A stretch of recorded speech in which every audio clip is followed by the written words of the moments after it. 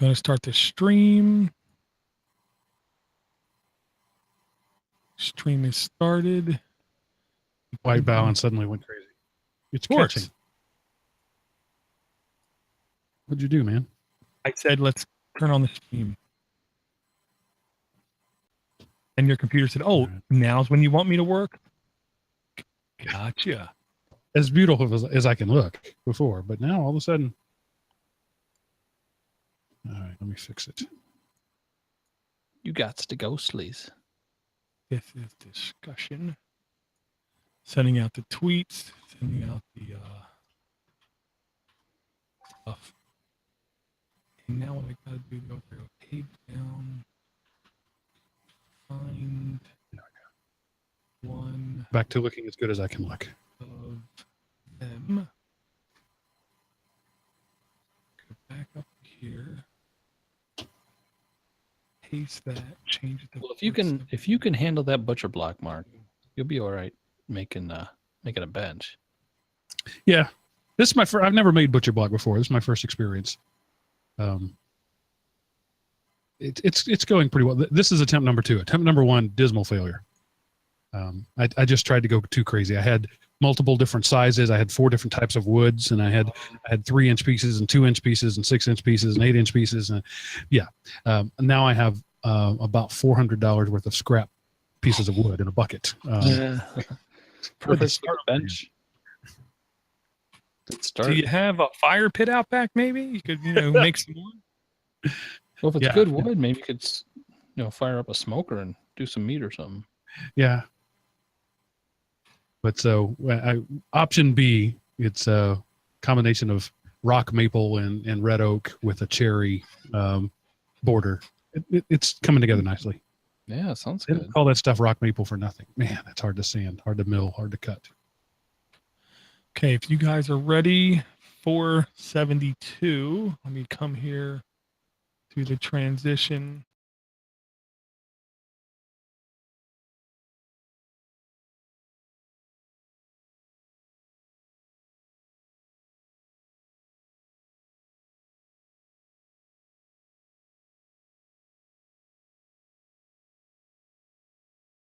Ready.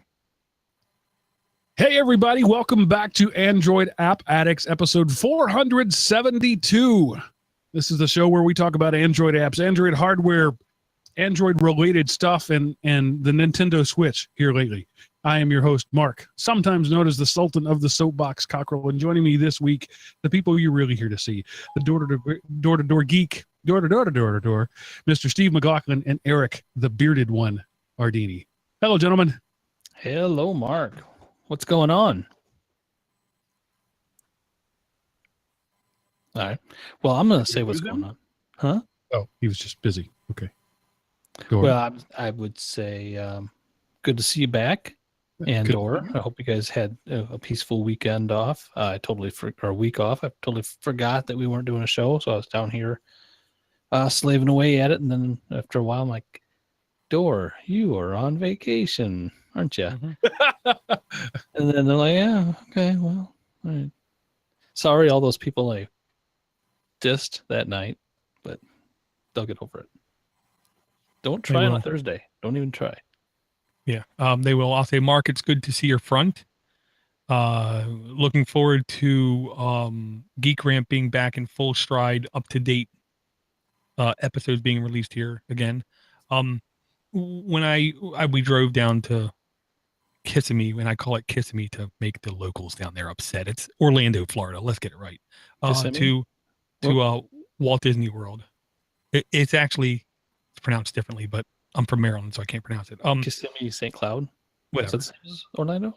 I don't know. Whatever. We drove to Disney, and as soon as I passed up exit 1 in South Carolina and entered Georgia, I turned about 78 degrees to my right and waved. I knew Mark was over there that direction. Yeah, I felt a disturbance in the voice, as if thousands of souls had cried out in terror and were suddenly silenced. Yes, and I was exhausted. That was about, I would say, 8 hours into our drive, and then we got down to Savannah, stayed at Super 8 or something. It was like $80 a night or $60 a night, whatever. Stayed the night there, then got up in the morning on Monday and went the rest of the way down to Disney. Boy, are my arms tired. Super cheap hotels once that it was so small you couldn't open the bathroom door. It hit the toilet. So you had to like step over the toilet and then close the bathroom door. Nice. It was, I mean, this was definitely a cheap hotel, but every morning they had at least some manner of a hot breakfast. The kids liked the waffles. My youngest loved the fact you're going to take this liquid and you're going to pour it in there and then you're going to flip it over and you're making waffles. He just thought that was amazing. So yeah, he was Belgian waffle maker's awesome. Yeah, I thought about buying one of those once, and then I realized that they were $9 million, and so if you Black Friday this year, they were all over the place for cheap, man. This was for good ones like that. I mean, the little ones I've seen, but not a good one like the flip over kind. Well, no, these were flip over kinds, but they weren't. I mean, I'm sure they weren't the Bun brand or whatever they have at a chain hotel. But I probably have to add an extra circuit to my kitchen to run one of those things. They were the flip over ones, though. Okay. Yeah, so I was away a week. I watched all my money being frivolously thrown away, as some would say. The wife had fun, the kids had fun, so I guess no matter what, it was worth it. I got a mild case of food poisoning before from that place in Savannah. I stopped at Cheddar's and I got the blackened redfish with the crab sauce on top of it. And it tasted good enough. I might actually do it again. You tried to be healthy. Price, huh? Yeah. So this was your first time to Disney? Oh no, my like 12th or 13th. First time this month. Yeah, I've been there. As a kid, I know we went every bit of like 7 times or so. And with my kids, I mean, and here's the thing, talk about privileged. Okay. This is the class. And I told my son, you have no idea how privileged you are. There are so many kids in this country who never go to Disney of any magnitude. This is your third trip you're 12 years old. This is your third trip to Disney. You have no idea how blessed you are. He said, I think I do, Dad. I talked to kids in school and like more than half of them said, well, we've been to Ocean City. And he like turned to him and said, that's no Disney. I've never been to Disney, nor has anyone in my family.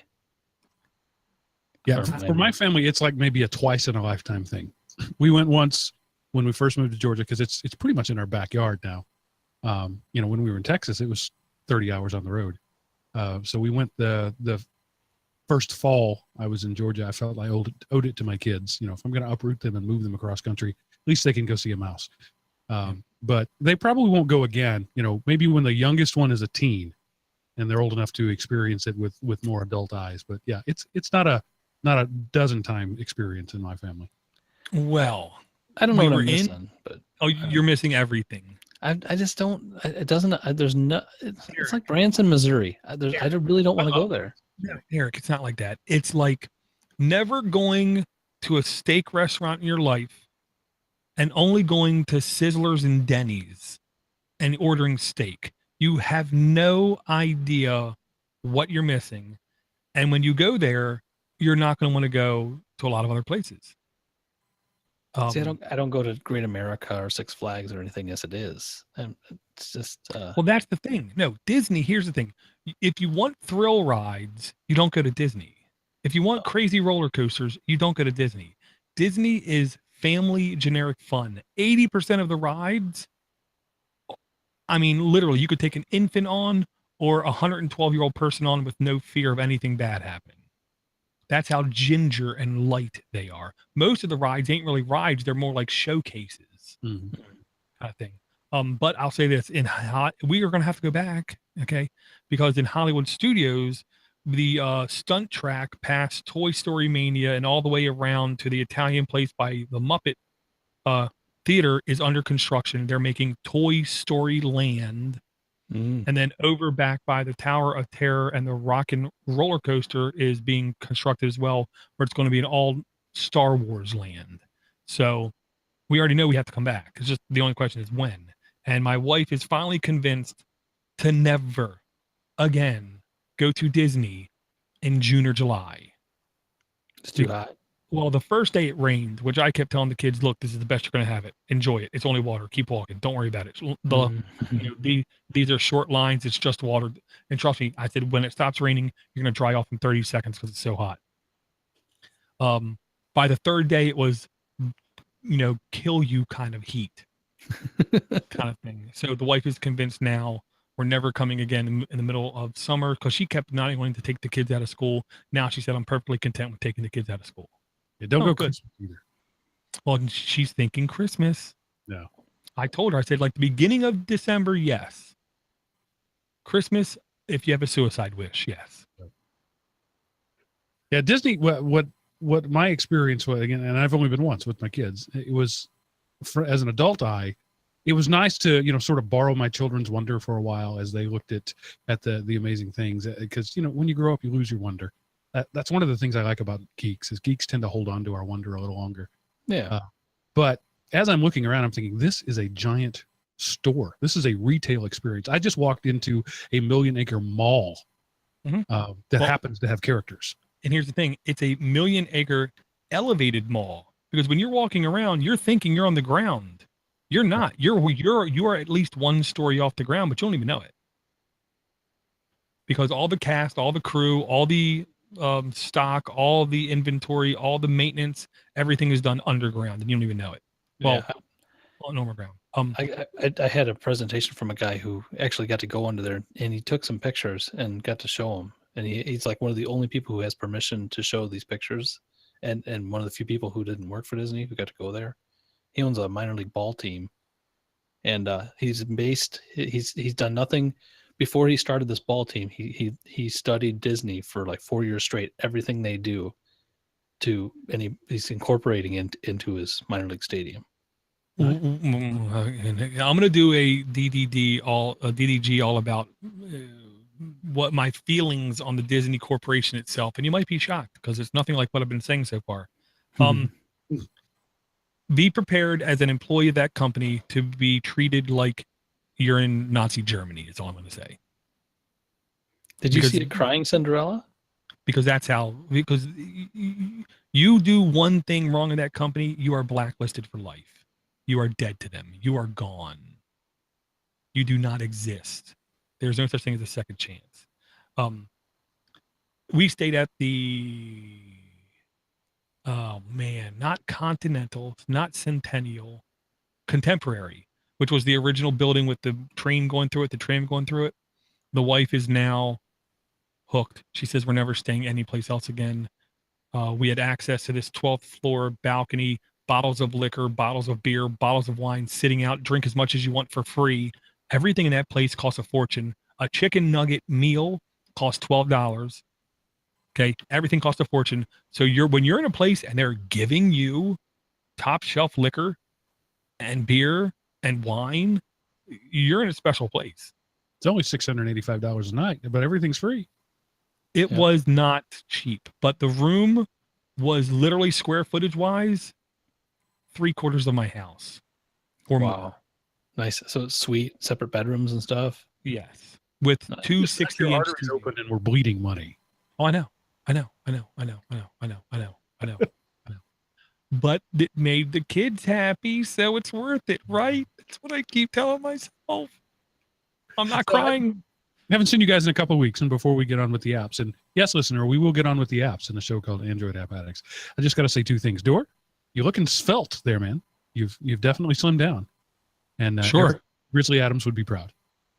Hey, I did use the chainsaw last week or 2 weeks ago now.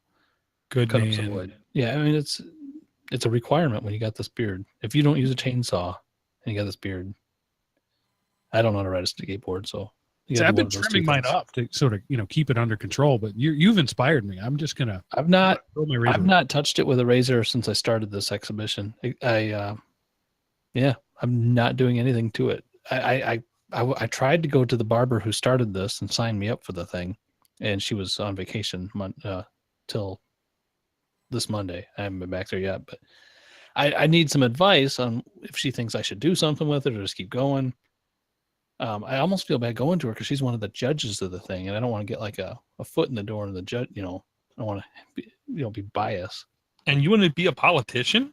I want to get my hair cut though. That's the thing. And it's like, well, if I'm gonna go get my hair cut, I might as well go to her, and she can. See, if I don't trim my sides, it turns into like the Wolverine mutton chops.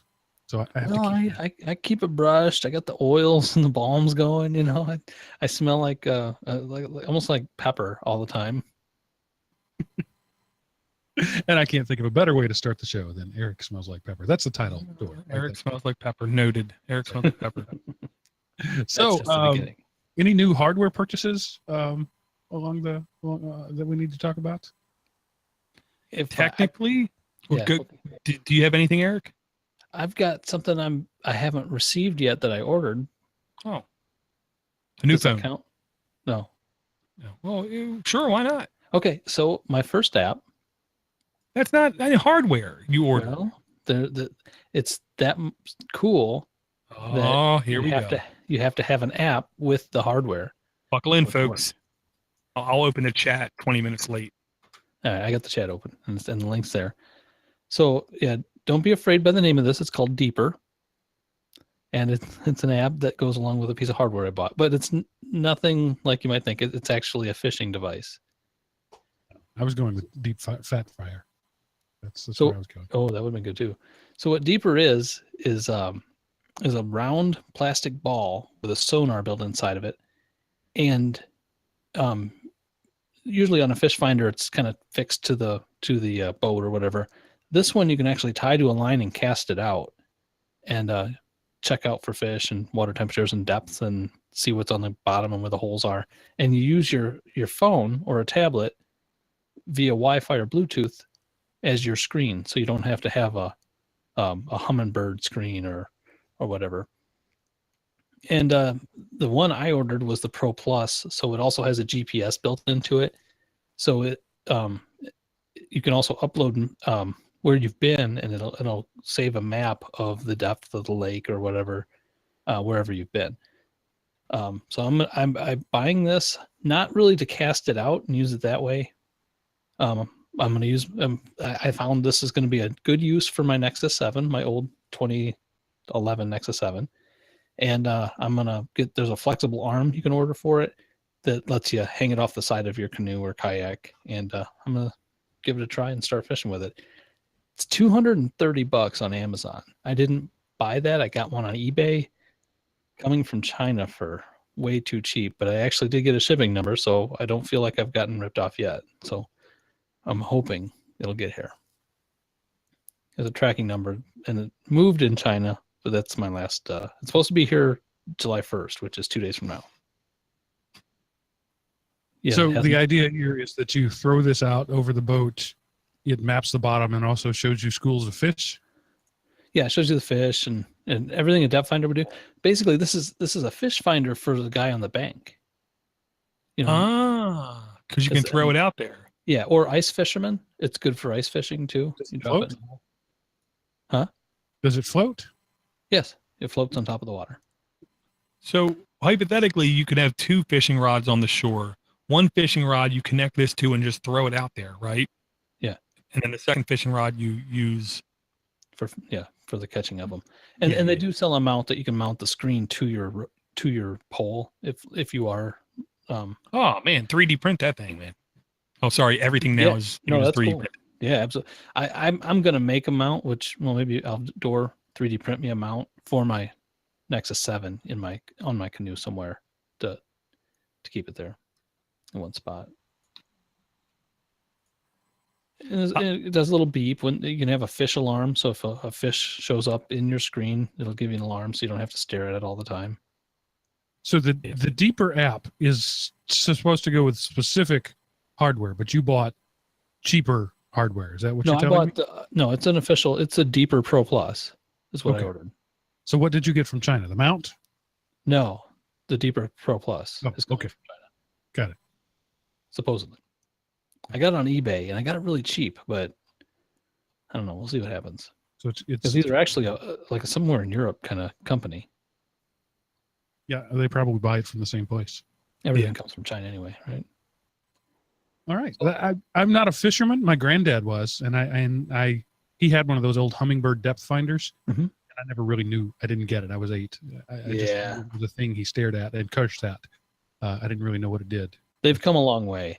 I have, I went out 2 weeks ago in my canoe on a Sunday. I left at 8:30 in the morning and didn't come back till 3:30 at night. And I went 4.5 miles one way and back, fishing on and off the whole way, and caught 1 fish. Now, after I get this thing installed, I should be able to catch more than 1 fish for that trip.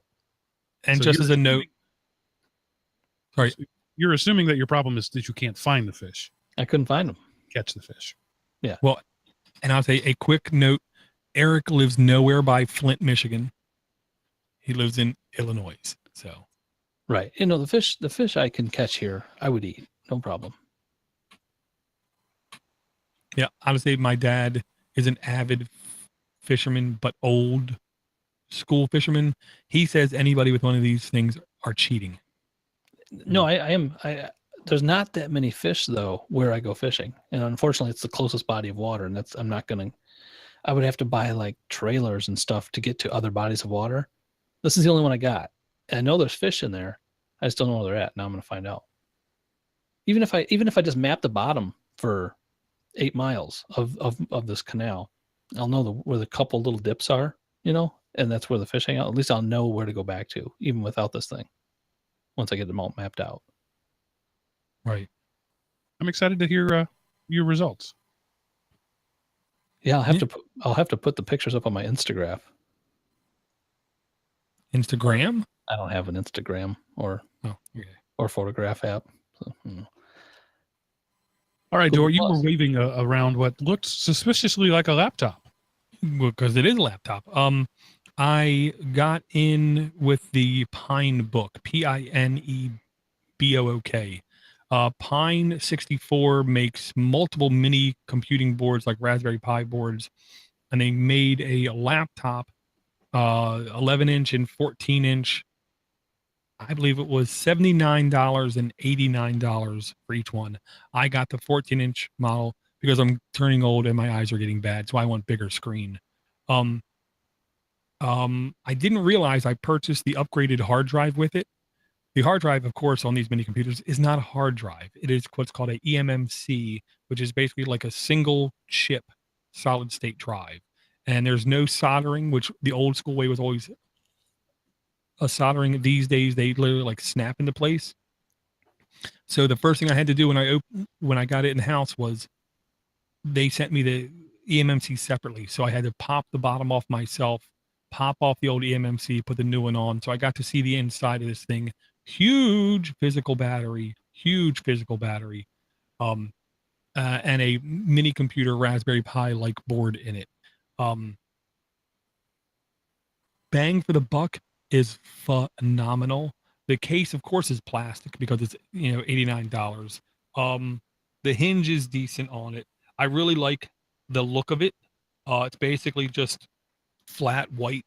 They did ship stickers with it, so if you want stickers, you can put them on. Once my focus decides to come back into focus. The screen is decent, not fantastic, but again, for the price, really good. The keyboard works pretty good.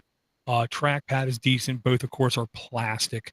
Power button is up here, which I don't like. So when I hit Shift Delete, I often hit Shift Power. Came by default with Android installed on it. That's why I'm bringing it up in this show. It was very easy to install Linux on it. The Android on it was perfectly fine. Don't get me wrong, it was perfectly fine, but I wanted to first try Linux on it. Easy 6+ hours battery life with this thing. Built-in Bluetooth, Wi-Fi, 2 USB ports, micro SD card reader, headphone jack, and unfortunately, the barrel connector jack are the exact same size. So, of course, the first thing I did was I got the power connector, plugged it into the audio jack, and was wondering why it wasn't working. Well, because I was an idiot. That's why it wasn't working. I like the power brick because you can option to buy a USB cable. On one end, it's USB. On the other end, it's power connector. So there's no actual power brick. So if you want to carry this thing around with you, you can just easily take this cable, wrap it up put it in your pocket. I mean, how many other laptops can you hold the power brick in your pocket? You know what I mean? The only complaint, because there has to be something bad about this thing, is these are the worst speakers I've ever experienced on a device. They are just horrible speakers, but they have the headphone jack, plug the headphones in, or Bluetooth speaker into it, and it's just fine. It has Bluetooth? Yeah. Bluetooth, I believe 4.0 and 802.11 BGN. So if you want to look at this, you got to go to pine64.org and then click on Pine Book, take a look. That eMMC hard drive, that really reminds you of, isn't it like almost the same as a Wi-Fi card in a laptop? Yeah, the way it slides in. Yeah, very, very, very close to that. And I'm going to probably put Android back on it after a couple weeks just to see how well that performs. But I expect most of the time when I can put Android or Linux on something, I get better Wi-Fi speeds with Android, just because I'm guessing the driver is more refined, if you will. So I'm going to put Android on it here in like a week or two, see how well that works. But for now, I'm enjoying the Linux on it. It's, of course, not ridiculously snappy, but I click something. I don't have to make a sandwich for it to load. I merely wait half a second or a second and it loads. And when I'm browsing the web and everything works just fine. Email, just fine. I'm not using it as a consumption device. I'm literally using it to write things and email checking and IRCing and Mattermost chatting, stuff like that. Dor, you made me think of something. Now, it had Android installed and you put Linux on it. If somebody had an Android TV box, like these ones that Mark and I used to buy all the time, and what can we put Linux on that, do you think? It's a question if the bootloader is open and available to do it. Most of the time, the answer is it's probably possible, but no one has sat down and figured out how to do it. So I'll say that it's the kind of thing, like if you are ever thinking about do that, research it before you pick what to buy, because I'm sure there's some out there where you can do it. I've never seen it though. Okay, I haven't either. I just wondered. All right, cool. Thanks. All right, that's our hardware fix, and we've already got our first app. So, Dor, why don't you go ahead and bring us an app too? Okay. Next app I'm going to bring is it's called Skippy. Skippy, like the American-based peanut butter. At least I think it's American-based peanut butter. It's called Skippy YouTube turned into books. Of course, it's not YouTube turned into books.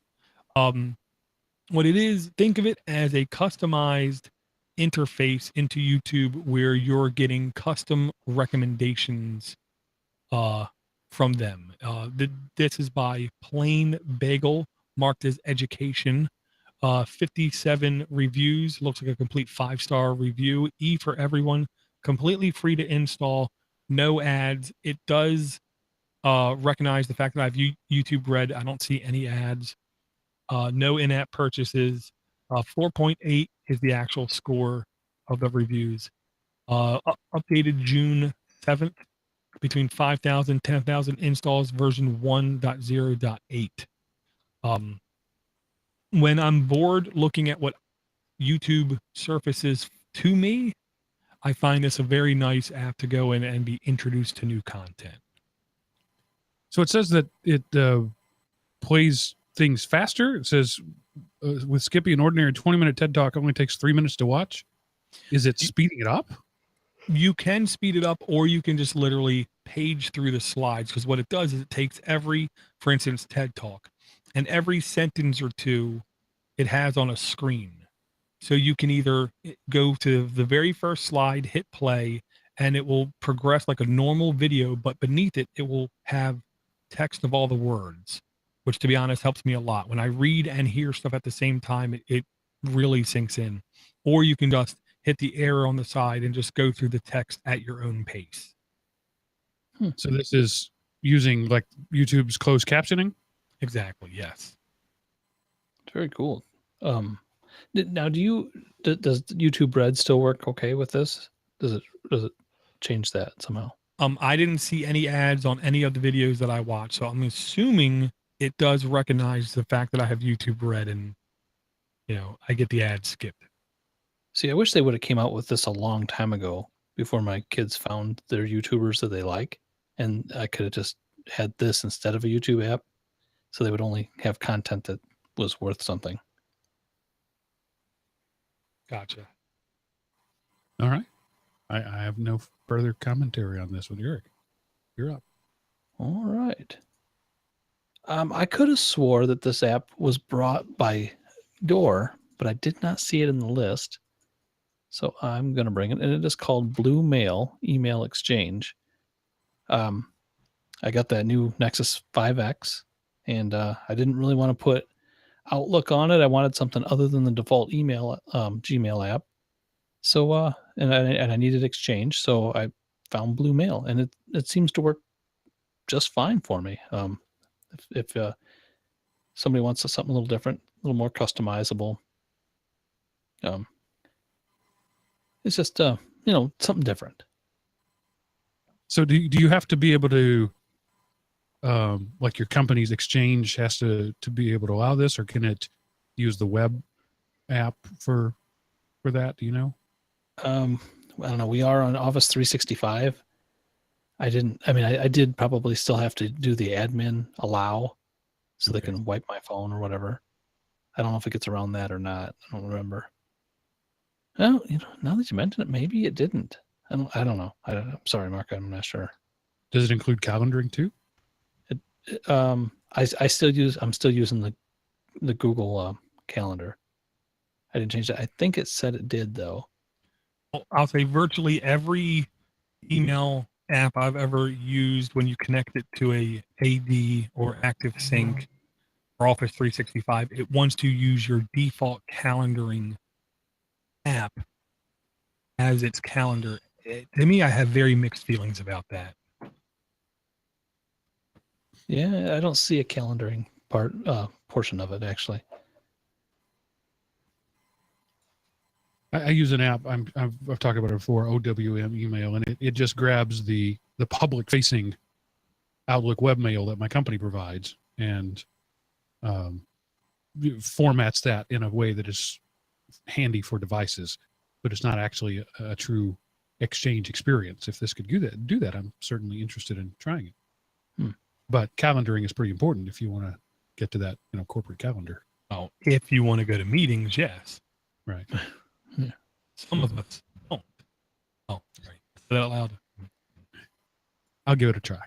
Door, did you use Blue Mail before?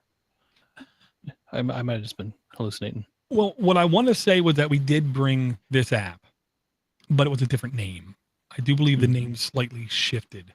And the main reason I'm saying that I think we did, because it's very first screen that I'm seeing, I swear I've seen before when I look at the screenshots of the app.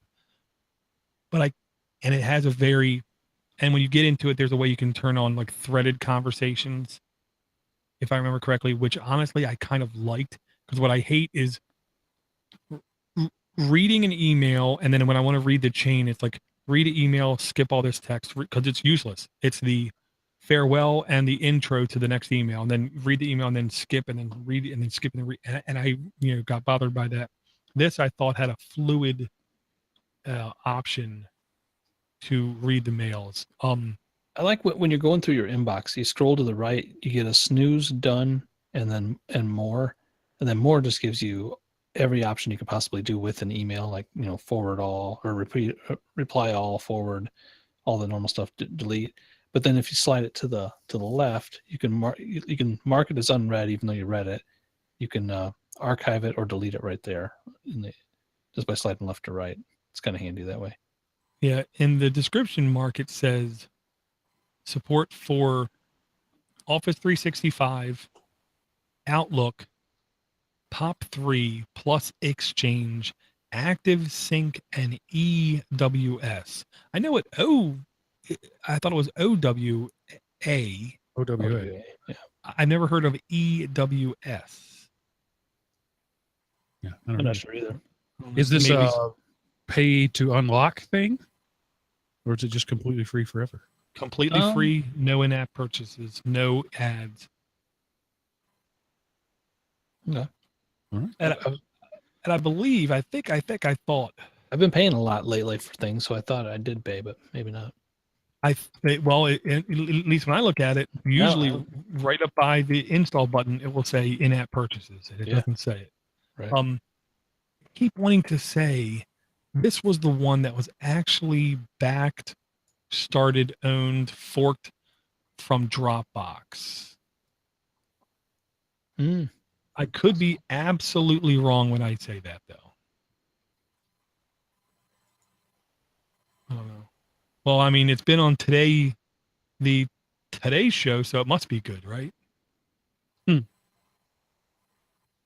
Yeah, well, it must be. Honestly, Eric, I might install this just to give it a whirl, just for a change of pace. I'm still using MailWise, and the main reason I'm using MailWise is it allows me to do the exchange bypass, so I don't have to grant it any rights on my phone, which I like a lot. But I'm going to install this for my non-exchange stuff, just to see how it does works. Matt Lauer use that one? I'm not sure. I'm too busy looking at his head because he shaved it. Yeah, it's pretty ugly. Yeah, it is. Well, I shouldn't say nothing. I can't say my head's any better looking, but where in the world is Matt Lauer? Maybe he's in Iraq or Kuwait or one of those places. All right, Door, your turn. Okay. Debating. Oh, I'm going to bring this one. I got to bring this one first. Oh man, not family friendly whatsoever. Television show, Silicon Valley. Oh yes. Did a bit where the guy wanted to pitch a octopus recipe app, and his partner was like, that is useless, that is stupid, we're not pitching that idea, they're not going to give us money to make that. So at the table during the pitch, he changed it to say it was an app that could identify food, seafood, get it, seafood. So he talked his then incubator into trying to create an app that can identify food by taking a picture of it. Well, they worked for something like 48 hours straight on code, and the only thing the app could identify was a hot dog. Nothing. And when it wasn't a hot dog, it just said not hot dog. So now there's an application on Android by Seafood Technologies, 254 reviews, E for everyone, not mature 17, free for everyone, completely free to install, no in-app ads, no purchases, called Not Hot Dog. You simply load the app, point it at something, take a picture, it will tell you hot dog or not hot dog, and then it will ask you, do you want to share the picture or discard it? Man, it's about time. I know. The app gets a 4.9 average reviews, updated June 23rd, between 100 and 500 installs, version 1.0. And if you are old enough to watch mature content, if you don't ever try to watch Silicon Valley, I encourage you to at least watch 1 or 2 episodes. Yeah. I love that show. I really do. Yeah. Mark, are you going to read Josh Bowen's review? Oh, do I need to read a review? Well, the reviews for this one are pretty good. All right. Wait, trying to get it. This app has profoundly impacted my life.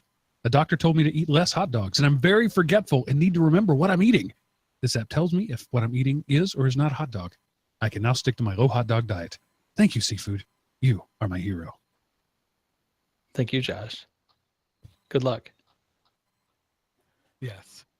It's a marvel. Installed. Thank you, Door. I didn't realize this was out there already. Well, and I have no problem telling you it works, because we always have 3 things in this house: eggs, bacon, and hot dogs. Well, 4 cheese. We always have cheese because cheese is delicious. If you don't like, and my son to me, when I walked in the kitchen yesterday and he was picking the cheese off my cheeseburger, he said, "What do you expect me to do? Cheese is delicious." Yeah, well, I expect you not to eat the cheese off my hamburger. He said, "Well, look, if you don't like cheese, you're not human."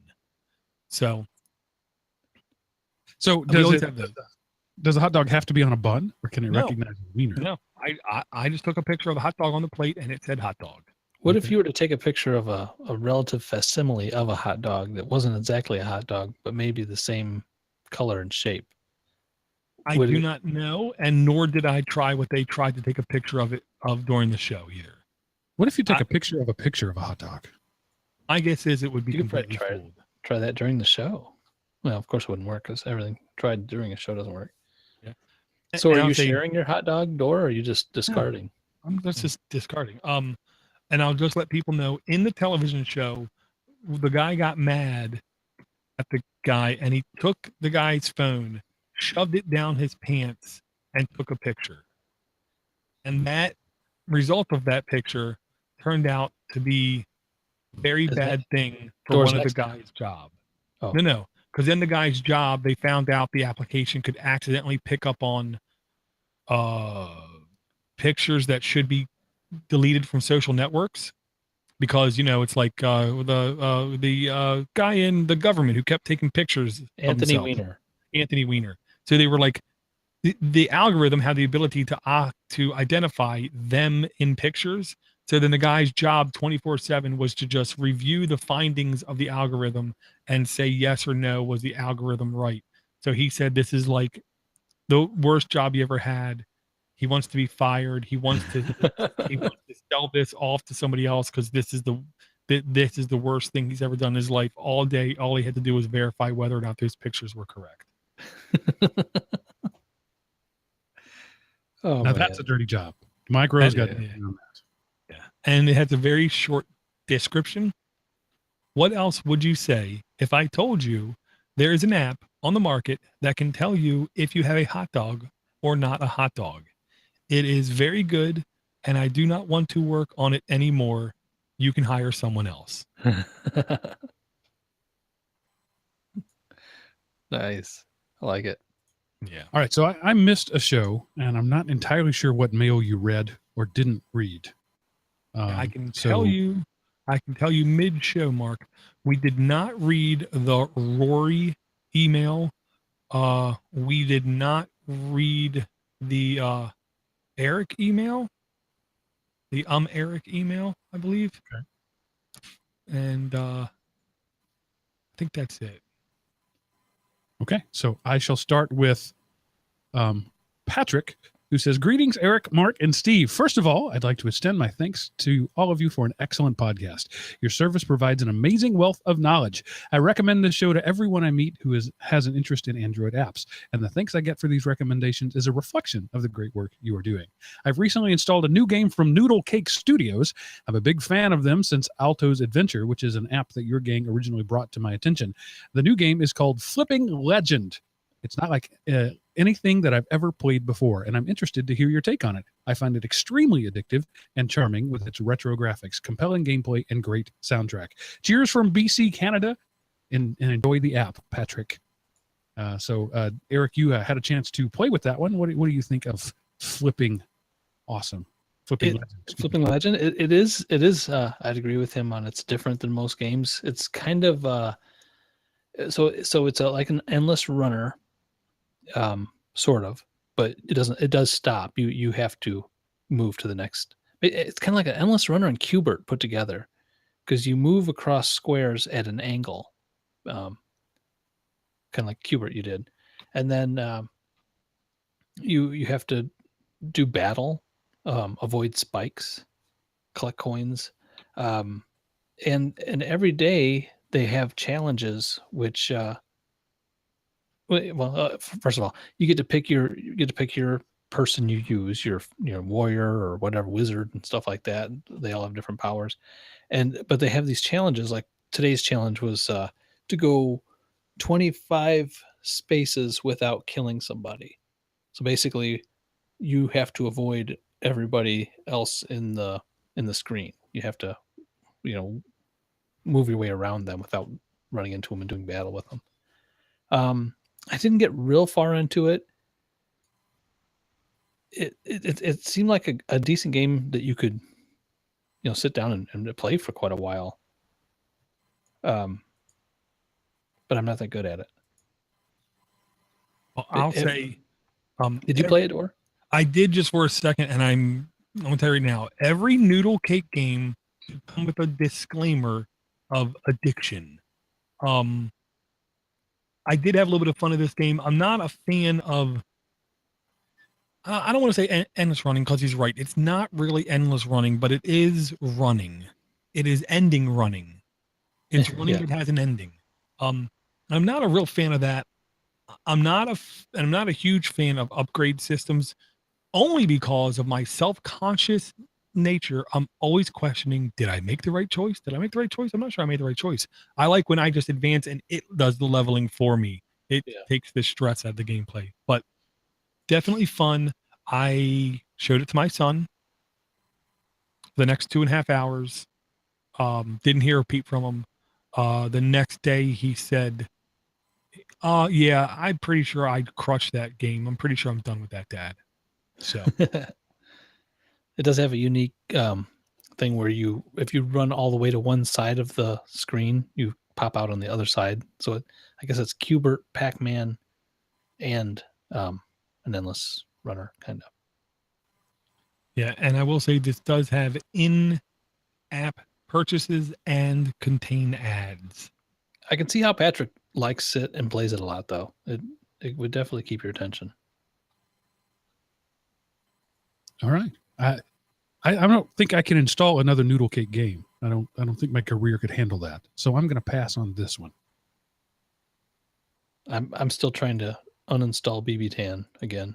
I don't know how that got back on my device, but it's ugly. All right. So there we go. I believe it's up to you now, Door. Okay. Next one I'm going to bring is one of those apps I feel compelled to bring, like I must bring, like it has to be mentioned, it has to be said. Firefox Focus. Okay. People are, first off, I think, saying it wrong, and I believe their title even says this wrong. This is by Mozilla. Okay. It is called Firefox Focus, the privacy browser by Mozilla. E for everyone, 4,707 reviews, no in-app purchases, no ads, 4.5 average reviews, version 1.0, between 100,000 and 500,000 installs, updated June 19th. Okay. People need to understand the definitions of words. This is not a privacy browser. This browser has nothing to do with privacy. The word is anonymity. Thank you. That's all this browser gives you, is a touch of that. And it does give you a little bit of security. The reason it gives you a touch of security is at full times when you're in the browser, when you can see the menu bar at the top, there's a trash can on the bottom right. So if you think I click something and it might turn out to be a malicious website, you just click that trash can real quick. It immediately closes that web page, deletes your cookies, deletes your cache, deletes everything. So that's one of the features I like about this browser. There is no privacy in this browser. It is unbelievably, I cannot believe they actually used the word privacy. They should have said privacy focused browser or enhanced, something to that effect, but not the privacy browser, because they don't understand the definition of the word privacy, is what I'm guessing. Well, I got a question. So Firefox Focus, the privacy browser, and if you go to the regular Firefox, it's called Firefox Browser Fast and Private. So is this browser just slower than regular Firefox? Now, this has the trash can button there upon exit, or in your notification shade at any time you can click the button and delete all your history.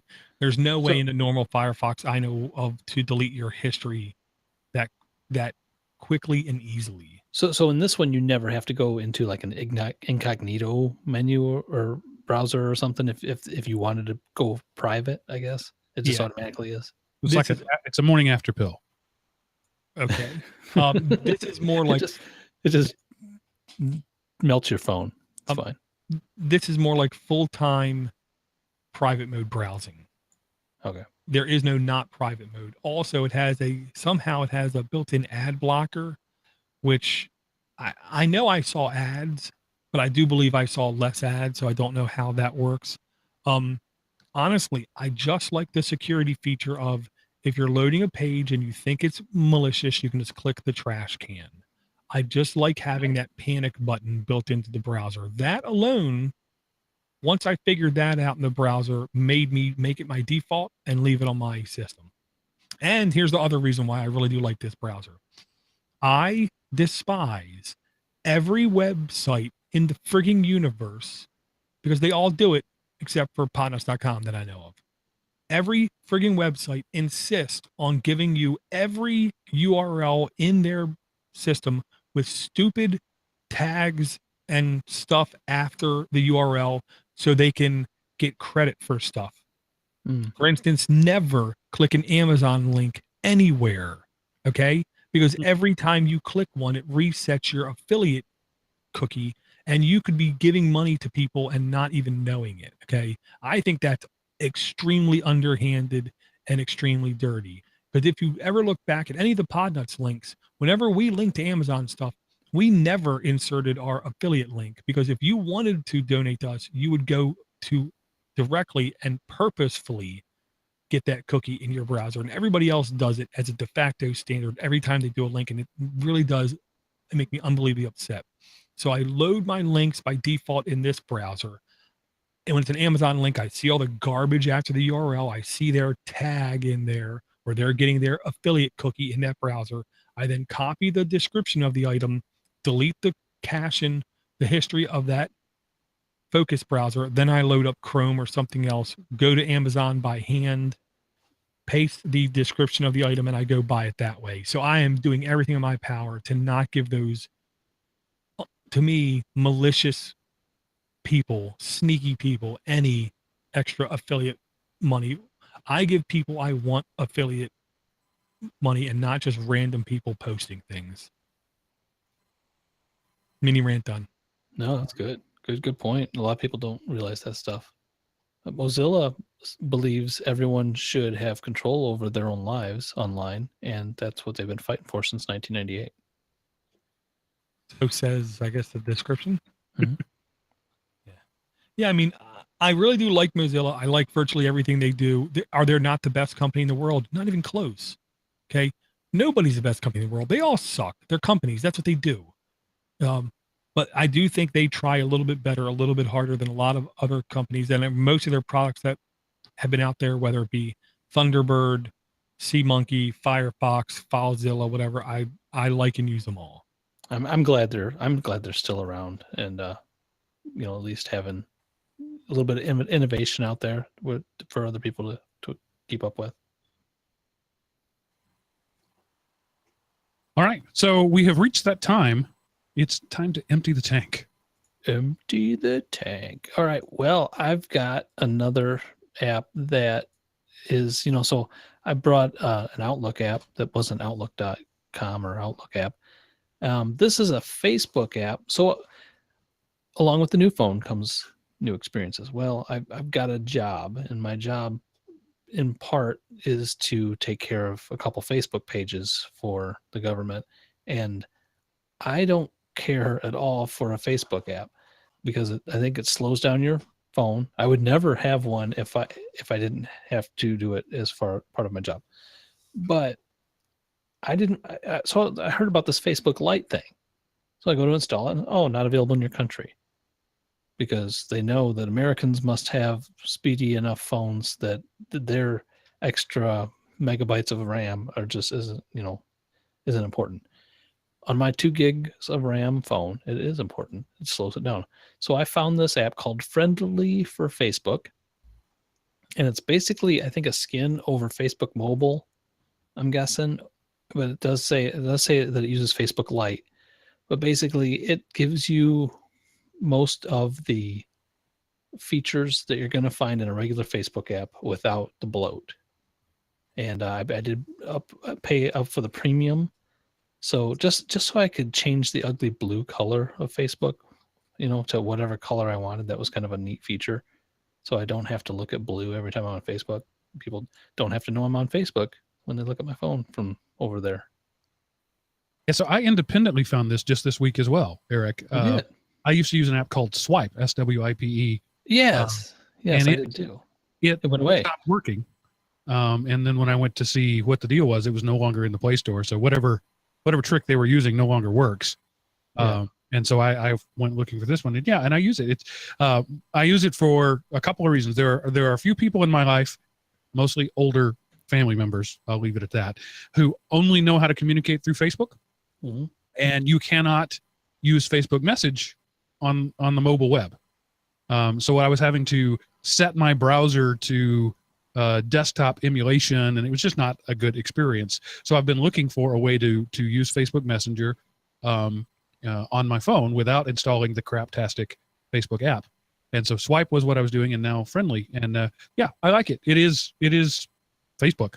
I like the fact that it remembers the setting for most recent, which Facebook never likes to do. It always likes me to show me, I forget their term for it. It's not ever anything I want to see. I want to see them in the order they were posted. And this app remembers that. And so I've actually come to enjoy my Facebooking better on this than on the desktop. And I'm not a huge Facebook user, but I do lurk quite a lot. So yeah, I don't ever want to see chat heads on my phone. Right. Ever. And the one thing this is missing that I think Swipe had was I used to have a link to go to Marketplace, which is basically like the spring cleaning and buy sell exchanges for my county, where people are selling stuff, sort of a Facebook version of Craigslist that at first was really janky, but has actually come along to be a viable place to sell and buy things. This does not have the direct link to just all of them that I used to have before. But that's about the only thing I'm missing. All right. Well, the only thing that makes me nervous, I'll say, is so you got to basically put your Facebook credentials into an app not owned by Facebook. Yeah, I mean, if you care about your I don't care about my Facebook credentials personally. If it gets hacked, well, I don't care. I'm going to ask you these two questions, and I'm going to encourage you to not answer them on the show. I'm really hoping that user ID and that password are nothing like anything used anywhere else, number one. Okay. I also hope that the email account connected with that account is a very non-critical email account in the infrastructure where that domain exists. And then let's talk about something else. Okay. Because it scares the hell out of me. I hate Facebook. I despise Facebook. I really, given the chance, I'm pretty sure I'd knee Zuck right in the crotch. Yeah. I'm actually almost tempted to install this. I'm not going to lie. After saying what I said, I'm tempted to install this because that's one of the reasons I can't stand Facebook is I know it's only, even if I never launch the damn thing, it's only going to hurt the battery life on my phone. I wouldn't knee Zuck in the nuts. I'd give him an attaboy for, these old people are on devices now because of this. They wouldn't be doing this if it was just Google Plus out there. And that's the reason why I will not be active. I do not want to be active in Facebook. The number one growing user base in Facebook over the last 2 years are over 55 years old. Sure. I don't want to talk This is to their them. This is the new AOL. You got mail. I never post anything. I never like anything. I never accept a friend request. Then what the hell do you have to do on it? I have to work. You That's have my to job. post stuff, right? You're posting stuff, right? Oh, well, I post stuff to those 2 pages. Yes, I do. Oh, yeah. Okay. No food, no cats, no, I did this weekend. How cool am I? None of that. Yeah, I said to a coworker of mine recently, did you know that some people eat whole meals without taking pictures of them? Anything else in your tank, Eric? Oh, I got one more. Since we're talking about, well, the missing part of that last app and other apps, another thing we just talked about, apps that suddenly go away, like every good Craigslist checking app that was ever existing that I have brought to the show is now gone. This one has stepped up and kind of tried to replace the good ones that are gone. And I have been emailing back and forth with one of the developers, and he's still beside himself. He cannot figure out what he did wrong. It wasn't so much Craigslist, it was the Play Store that's got him kicked out. But this is called the Craigslist Checker by Delvid Apps, or Delved. And it'll search multiple areas at once. Some of the other ones I used to use would save your searches so you could go back and quickly search again, that's all it does though. It's got like a slider bar along the side. So I'll like pick Chicago, Illinois, and Rockford, Illinois, and Peoria, Illinois. It's got a little slider bar so I can go through those. Like if I type in the word canoe, it'll show me every canoe for sale in those 3 areas. I just slide down and go through them. And that's about it. I didn't, I don't use it for anything other than, shopping for things I should be buying at a more expensive place, but I like Craigslist. All right. I have taken to just using the Craigslist mobile website, which sucks. But it's good enough most of the time. I set searches and it sends me emails, and that's how I do it. But sure, this looks fine. you what? You set searches and it sends you emails? I set searches on your Craigslist, right? You can say, it'll email you things that meet certain criteria. So Craigslist comes to me. I don't use. Oh, so you can save a search on the Craigslist mobile app? Well, just on the website. Oh, on the website. You save a search. So I just do Craigslist.com on my phone when I need to use that. But yeah, I like say I'm looking for a couch. I put, where I'm looking for, and I put sofa, and then everything that comes up with the word sofa in it comes to an email. Depending on what it is, I might get 15 emails a day. I might get 1 email every other week. Can you search more than one area at a time? I haven't tried, but I don't know why you couldn't. Well, I think that was always the big limitation was that. Oh, go ahead. You would just have to save multiple searches probably. Now, can you search for dining room chairs? Yes, I can and have. Okay. That's my tank, man. Door. Okay. Since you mentioned cats, I got to bring cat stuff because cats. I'm sorry. Who mentioned cats? Eric mentioned cats. I'm not sending pictures of cats to my friendly account. Okay. There you go. So since he mentioned it, I'm going to bring Super Cat Brothers by FDG Entertainment GmbH, which I will say correctly is a German business thing, not a British. It's a German-British thing. German-British thing. Yeah, a German-British thing. Yeah, sure. 49,000 reviews, does contain ads, does have in-app purchases, for everyone. Free to install, 4.8 average reviews, updated March 10th, 2017, 500,000 and 1 million installs, version 1013. This is basically a game where you're a little cute cat. You can switch between different cats. Different cats have different powers. You can climb walls because you're a cat. You can jump. Bigger cats can break through boulders. All kinds of different cats. I'm going to tell you right now, retro quote unquote goodness. And I did get this from the Vsauce channel. I believe it was Vsauce 2, which is a YouTube channel, which I do encourage people to at least check out. They have a reoccurring show once about a month called App All Night, KNIGHT, App All Night, where it's just Android apps on it. And I got this from that.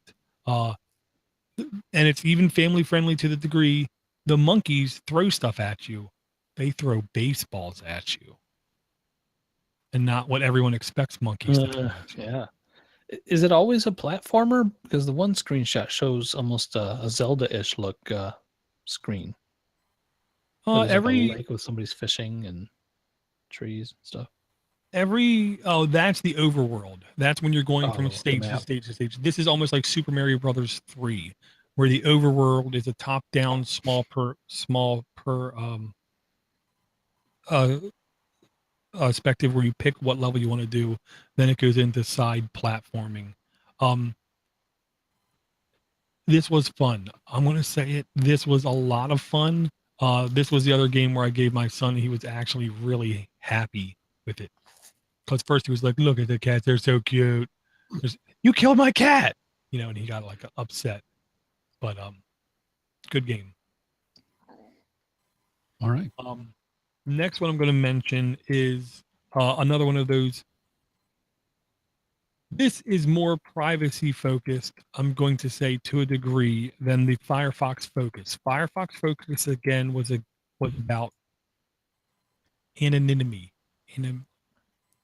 Say it again. Anonymity. That. This one is a little bit different. This is called a StartPage. The two apps I would encourage people to check out if you want to look at this. One is called DuckDuckGo, which if you haven't heard of and you're on a show with me, I will kick you off and you will never be on any show ever again.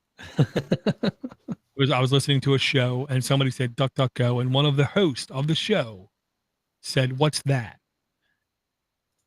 How could you be on the internet this long and never hear of? Because they don't actually use a computer or the internet. Basically, is the thing. They don't. They don't. They don't. They take selfies or pictures, and that's it. StartPage is a privacy-focused search engine. The first time you launch it is the third screenshot. It says, "Welcome to the world's most private web search app on Android," which that, of course, is debatable. But it says the StartPage privacy advantage. All searches are over HTTPS, which means they're secured over the network. We do not record your visit or your searches. We never tell websites what you are searching for. So like those reference links, like when you click a link, there's not a whole bunch of junk behind it saying where the link came from, what the person was searching for, any information like that. It also says that your searches are invisible to your mobile carrier and your phone manufacturer. I like this a lot. It's still not my full time because, period, it's very hard to replace the other than search functionality you get with Google. Like, what was the question I asked? I asked, what were the characters' names in the movie Cloak and Dagger? Because I couldn't remember Jack Flack's name. I knew his name was Flack, but I couldn't remember anything else. So, and I could do that with Google. I can't do that with StartPage. But when I want to do generic searching, I'm using StartPage, this app now, most of the time, and I'm very satisfied with the results. They seem fine. They don't seem fantastic. They don't seem horrible. So this was an app I used. Sometimes it's nice to get a second opinion. Years ago, I had a customer back when browser hijacks were the thing and people were installing toolbars everywhere, accidentally. I went to his house and his homepage was called StartPage. And back then they all sounded like that. Like that sounded like it was a browser hijack. You know what I mean? His search engine got changed to StartPage instead of Google or Yahoo, So I swore that it had to be something nefarious, and he tried to explain to me, no, this is what I really want. I'm like, oh, okay. Gotcha. He was right. It's definitely a good little app. Does what it's supposed to do fine, I'm going to say. I'm not going to say fantastic or great or insane, but fine. Two quick other mentions. One is Sega is on a crusade, I'll just say. Nintendo Switch there got mentioned is literally, Eric, please don't comment on this. They're literally destroying everything when it comes to games. Every game manufacturer are tripping over themselves trying to make games for the Switch as fast as possible. They're still selling phenomenal numbers all over the world. They're expecting to sell over 13 million in the first year that they're release. They're able to keep them on shelves now for at least a little bit. They're not sold in minutes and seconds, but some stores are able to keep a hold of them for a couple days, but they're still selling like crazy. When Mario comes out, it's going to sell again like crazy, kind of thing. So other game companies are trying to do other stuff to keep their name relevant. Sega approached RetroArch. If you listen to this network, you listen to a couple shows, at least I've been on, you've heard the words RetroArch before. RetroArch is technically LibreArch. LibreArch are the makers of RetroPie and other emulation software. And they use RetroArch and they use Emulation Station to give it a cozy feeling between all the emulators. And Sega approached RetroArch for a deal to use their engine to emulate the games. That is a huge indicator to me that RetroArch is doing phenomenally well. RetroArch had to decline the deal because they would have lost some of their ownership of the emulator. So they said no. Thus, I'm not shocked, some of the games that they are coming out with on Android, people are complaining about the emulation and saying, either it's a little bit jagged, it's a little bit laggy, the sound isn't completely synced, little issues like this here and there. I'm sure it's the kind of thing that they're going to fix, but I don't know how long. So the two games I just want to talk about real quick. One of them is called Comix Zone, COMIX Zone.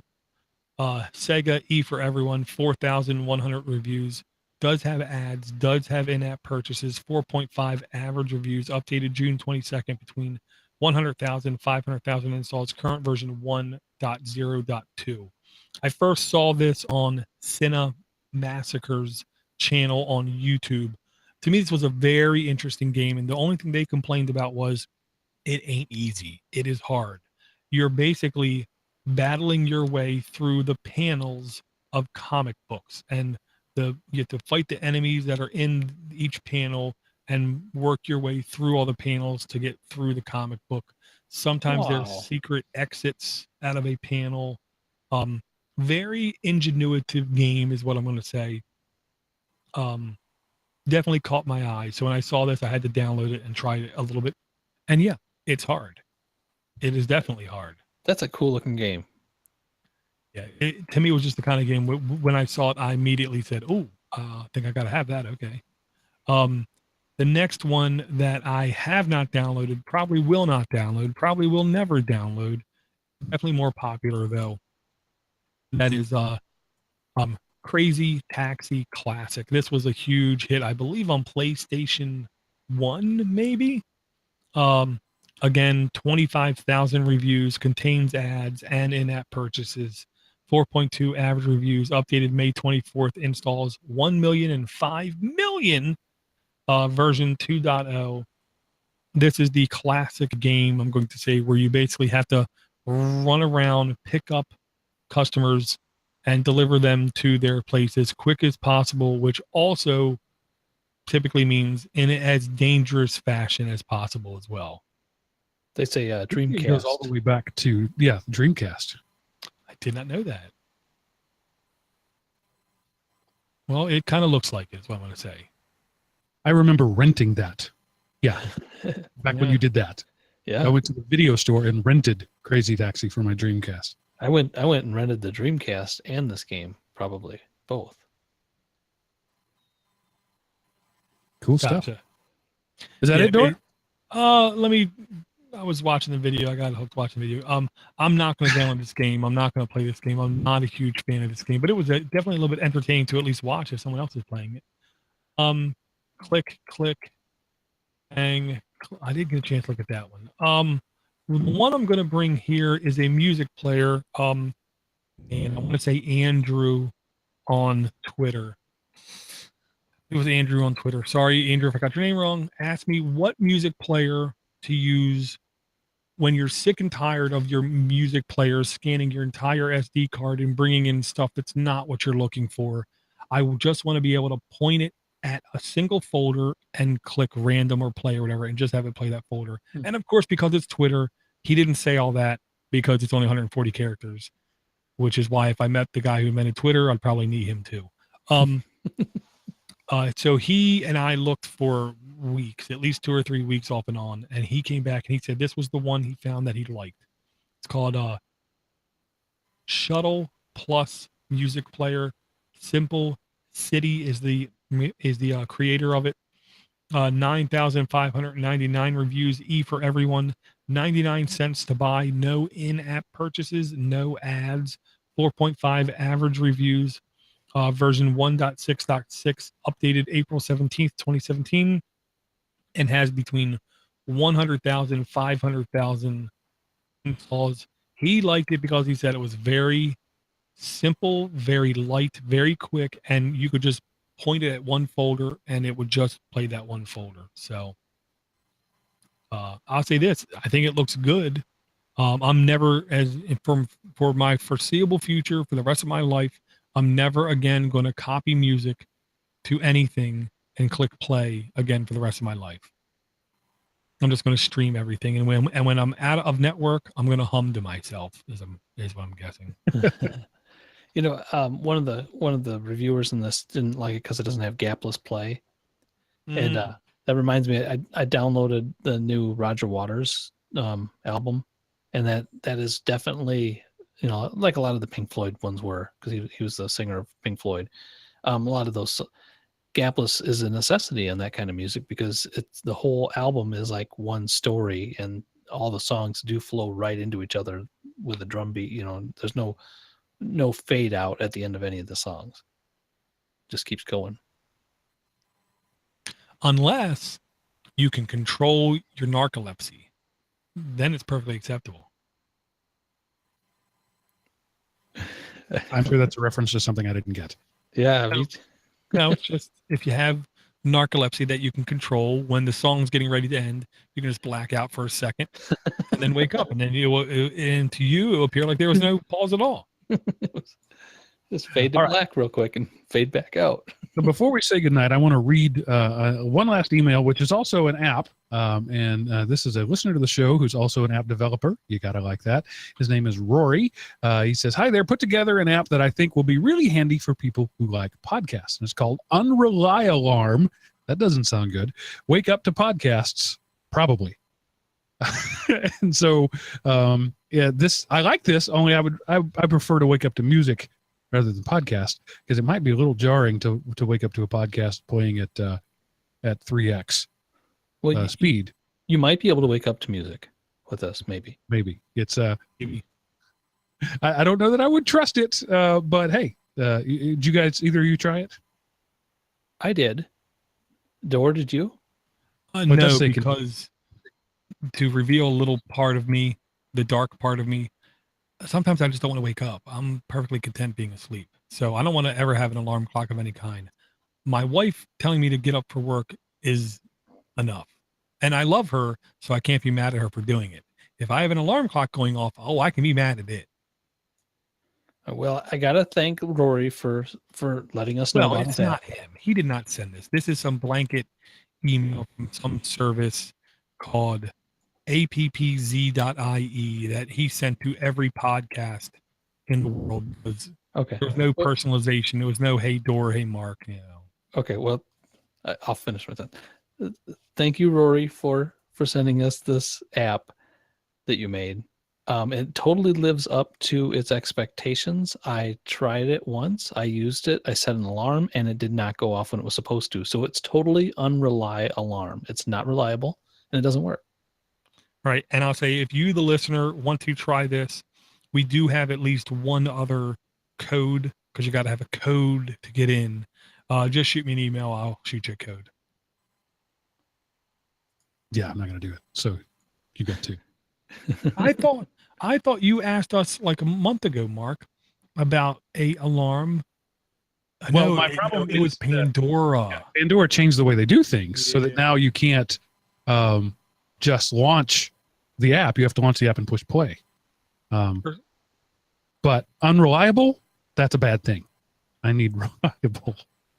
Okay, yeah, because for some reason when I heard this, I thought that was what you wanted, so I was completely wrong. Yeah, the app I have does that, and I really like it. I just I can't find a music app that starts playing automatically. Not can't find is not the right. I haven't tried very hard, but Pandora and Google Play, the two that I already have on my phone, you have to launch the app and then push play. So Yeah. Pandora used to just start; it doesn't anymore. There's got to be a way around that. This has to be. All right, so let me review our bevy of links tonight.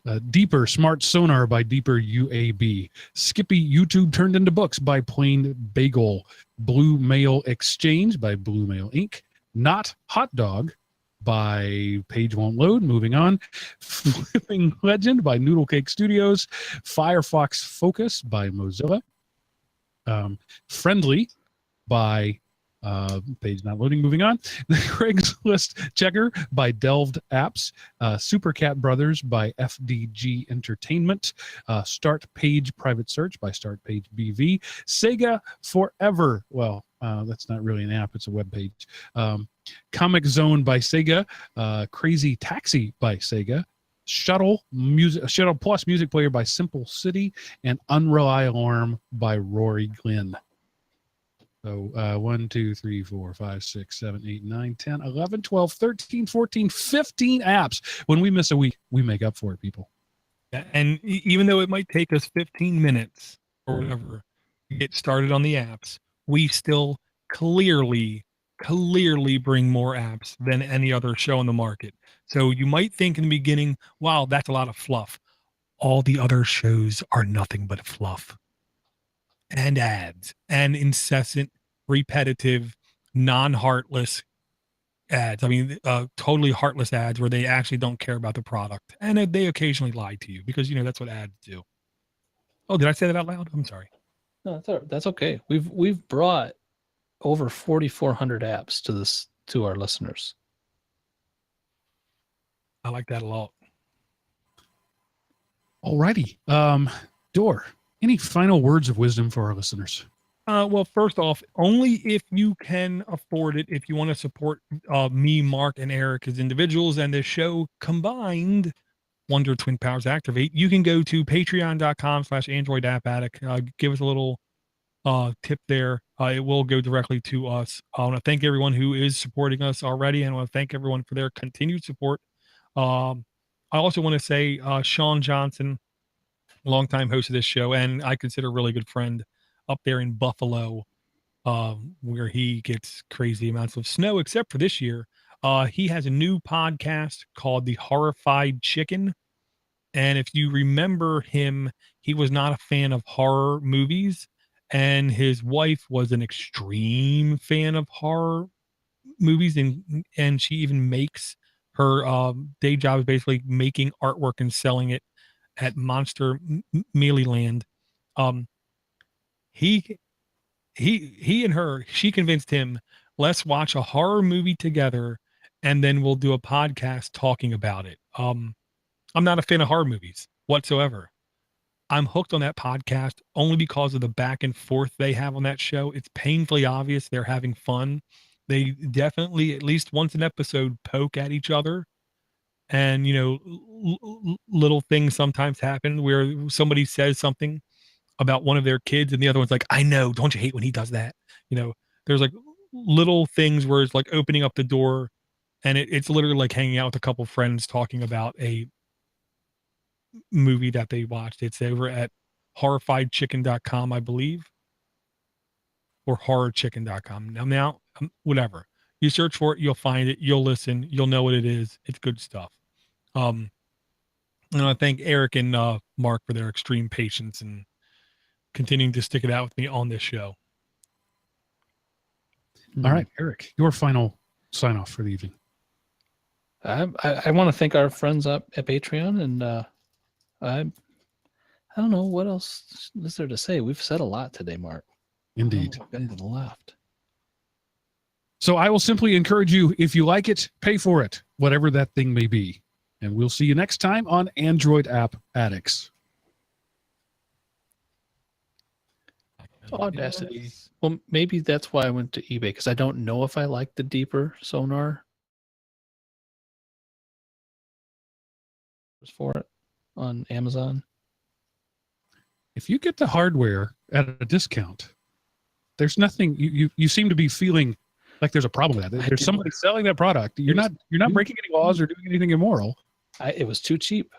I mean, I had bid. Okay, so on eBay, they're selling for the same price as Amazon, but occasionally you'll get sellers with no feedback selling them. Yeah.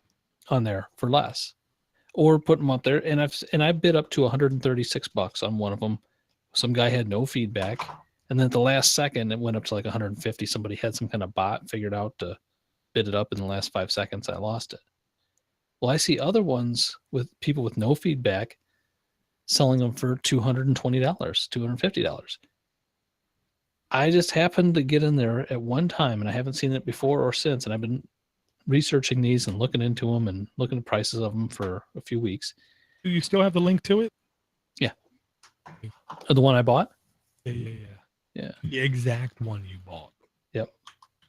And I got it for a buy it now.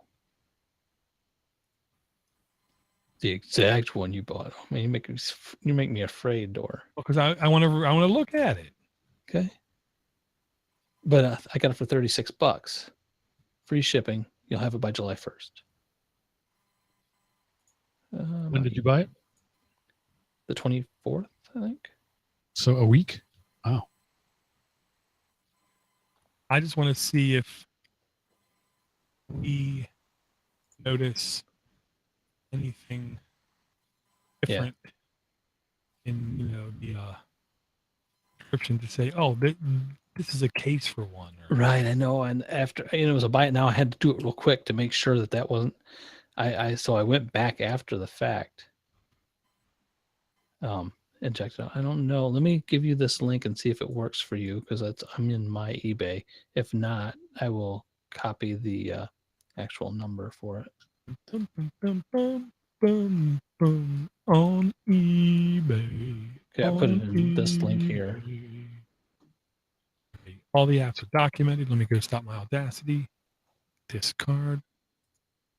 Audacity. Oh, I already stopped mine and am exporting. I had to finish the documentation or I would have messed it up. I got no choice. Ain't nobody got time for that. Have to do a little more effort to line it up, I'm guessing. No, the end doesn't matter. The end doesn't matter. The end, all different lengths. It's not going to change anything. It doesn't even matter. Or, you know what I mean? I can't say it right. Okay, so I already have that mounted. So let's go back. Export.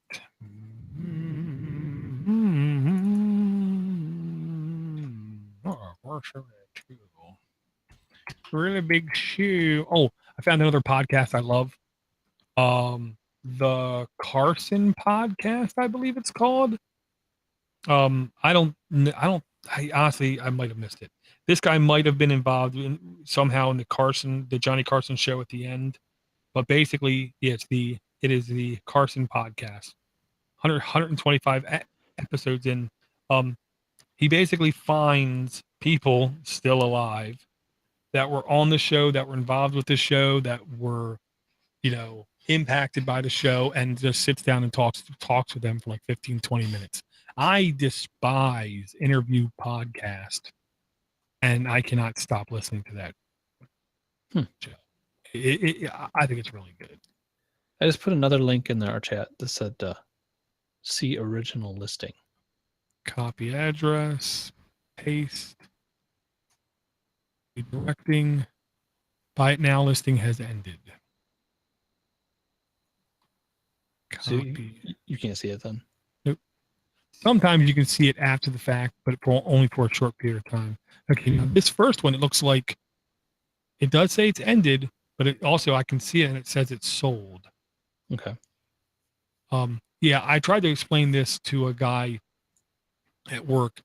Anybody can get into eBay, but you got to understand, when you don't have points, you're going to have to take a shot in the arm to earn stuff so you can get credibility. Yeah, so if you scroll down, it'll show like the features of it or whatever in the specs. Let me click on the seller.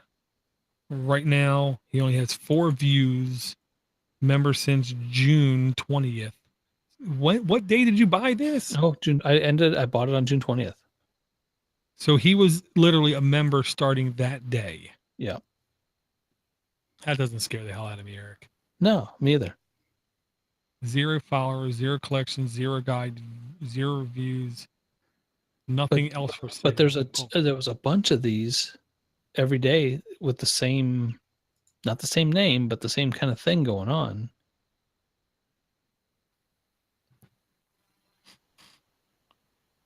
That were bringing the same, or not, were bringing a lot of money, and they had the exact same. It was a cut and paste, the same picture, same description, and everything. Well, a lot of them use the same picture. They just go copy it from the original website or whatever. Okay, come here. Sort by this. There you go. We're 472. Load. Upgrade. I walked in after work the other day. My son was sitting on the couch, my oldest son. As soon as I walked upstairs, he said, huh? What's wrong, man? You okay? Oh, I didn't think you were going to be home this quick. Yeah. Okay. That's just what were you doing? Nothing. And I see on TV it's paused, and I can't tell what it is. I said, what were you watching? I was watching Beauty and the Beast, Dad. Aw. I said, I don't care. I said, well, it's a kind of a girl movie, but I really like the songs in it. The animated or the live action? He was watching the live action. And I told him, I said, good kid. Well, you can watch it, but to me, Mrs. Potts will always be in Angela Lansbury or Jessica Lange, just because, that's who she is. And he was like, I thought you'd be mad that I was watching a girl movie. Oh, yeah, that was the other thing. We were in a Disney store. My son said, oh, I like this. And he picked it up. And I said, you do realize that's for girls. My wife said, shut up. No, it's not.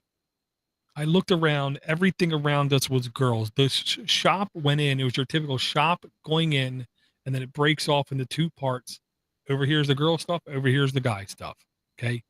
I'm surrounded by pink shirts, and yes, this is girl stuff. It was a hair band with 2 transparent mouse ears on it with Star Wars stuff on it that you flicked a switch and they would light up. It was a girl thing. I said, don't get me wrong. It's cool. You want it, you can get it. But you just got to understand, this is for girls. He looked at me, looked at it, and he said, I still think it's cool. I said, I know. The boys don't have anything that light up with X-Wing fighters and stuff. So I don't blame you. But you just got to understand, it's for girls. He said, I think I still want it, Dad. So I don't care. Go ahead, get it. All right, Dor, my file's uploaded, and I got to go to bed. Yep. Another early morning awaits. Thank you very much, sir. See you, man. Bye. Bye, Mark. Good to see you. It's 15 apps. I only see 14. I'm guessing. Was the Sega one? Yeah, exactly. He was counting that as an app when I didn't. Place all copy. Making copies. Paste. Copy. Paste. Okay, looking good, man. Okay, public. Not public. This is going to be unlisted. We are going to have a custom thumbnail because this is just for the Patreoners. Okay, name. Bang. Bang. Bang.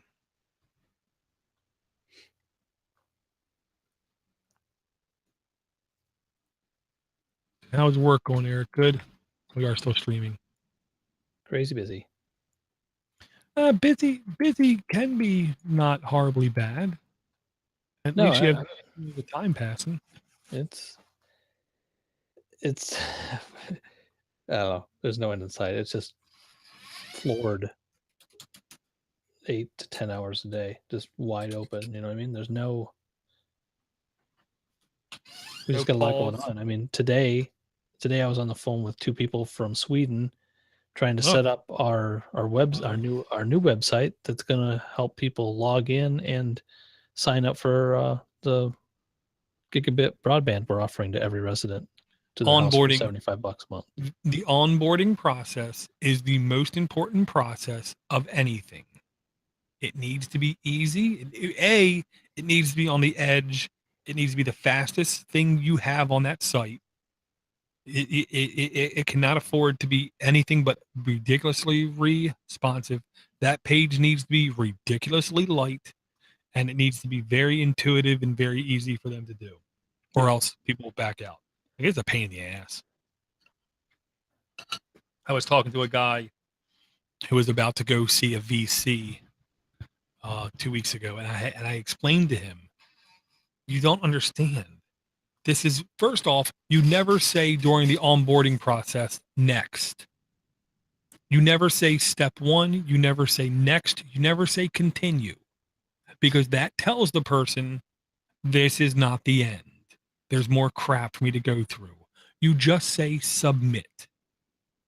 Yeah. And then they find out, well, there's one more thing you got to do. You never tell them, you never admit this is a longer process than this one screen, or else people will back out just based upon that. I said, nothing else on your website matters except this. This is the onboarding process. This is the most difficult thing to do. Yeah, that makes sense. I've seen it too much. I've seen it too often. I've seen it a lot where great websites and great ideas just don't catch on because it's literally like 5 pages of stuff they expect you to enter, or they have like, even if you enter your password you want or your username and then you hit submit and it says, oh, it's too long, too short. That is also the wrong way to do it. People will quit just because of that. As you type, it has to tell you whether or not it's acceptable. Good point. Yeah, you have to make it frictionless. Or else they just go. They leave. They're too tired. I don't got time for this. I'll do it later. Yeah, I'll do it later. And I told him, I said, I really do hate to say this, but if you can make your onboarding process one click with Facebook Connect, you're going to get 10 times more people. At least 10 times more people. Because learning what I learned about Facebook advertising from Steve, Facebook marketing, you make your marketing campaign on Facebook aggressive and you do it smart, you will have people with the ability to one click join you. Crap. That you have every opportunity to blow up. If you don't succeed, then it's your own damn fault. Yeah, I'll show you. Well, I'm gonna kill this stream because I got to go potty real hard. Real hard. All right, dude. Yeah. I'll